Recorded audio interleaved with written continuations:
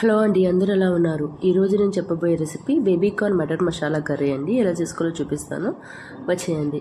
ముందుగా స్టవ్ మీద కడాయి పెట్టుకొని దాంట్లో ఆయిల్ సరిపడగా వేసుకొని బేబీ కార్న్ చక్రాలుగా కట్ చేసి ఫ్రై చేసి తీసేయండి.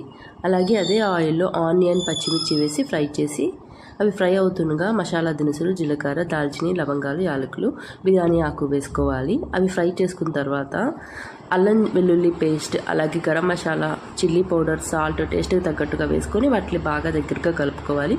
అవి కలుపుకున్న తర్వాత దానిలో ఆల్రెడీ మనం ముందుగా నానబెట్టుకున్న గ్రీన్ పీస్ని కూడా క్లీన్ చేసి వేసుకోవాలి.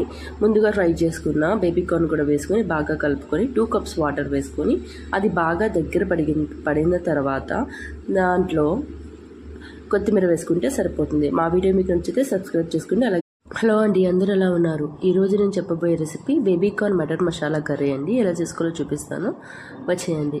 ముందుగా